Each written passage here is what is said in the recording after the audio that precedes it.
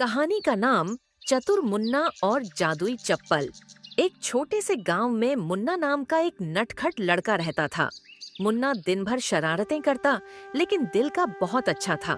उसकी सबसे बड़ी ख्वाहिश थी कभी कुछ ऐसा करना जिससे पूरा गांव उसे याद रखे। एक दिन की बात है, मुन्ना खेत की ओर जा रहा था।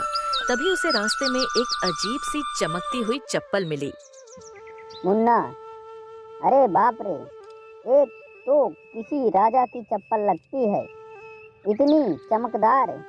जैसे ही उसने चप्पल को पहना, कुछ अजीब हुआ। हवा में एक आवाज़ गूंजी, जादुई आवाज़। जिसने मेरी चप्पल पहनी, अब उसकी हर बात सच होगी। लेकिन ध्यान रहे, एक दिन में सिर्फ 3 बार। मुन्ना उछलते हुए, ओह, अब तो मज़ा आएगा। चलो पहले एक मिठाई की दुकान हवा में उड़ा देता हूँ। तुरंत हवा में मिठाई की दुकान प्रकट हो जाती है।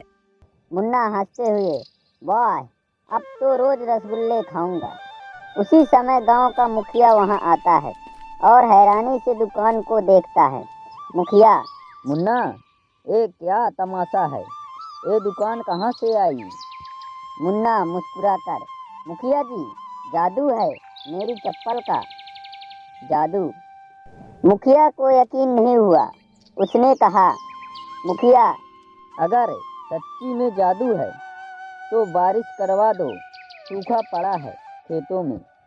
मुन्ना गंभीर स्वर होकर, ठीक है मुखिया जी, ये रहा मेरा दूसरा इस्तेमाल।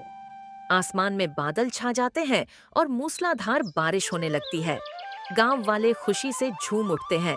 लेकिन अब मुन्ना के पास सिर्फ एक मौका बचा था। तभी उसका दोस्त छोटू दौड़ता हुआ आया। छोटू, मुन्ना, मेरी बकरी का बच्चा कुएं में गिर गया है। मुन्ना, अब आखिरी मौका है, चलो इसका सही इस्तेमाल करते हैं। मुन्ना, हे जादुई चप्पल, बकरी के बच्चे को सही सलामत बाहर निकाल दो।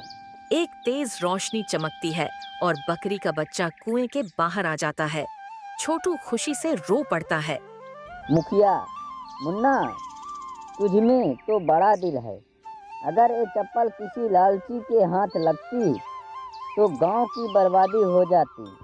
मुन्ना, मगर अब मैं जान गया हूँ, जादू से ज़्यादा ज़रूरी है उसका सही इस्तेमाल।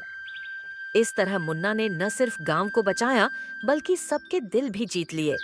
चप्पल खुद ही गायब हो गई, लेकिन मुन्ना सबका हीरो बन गया।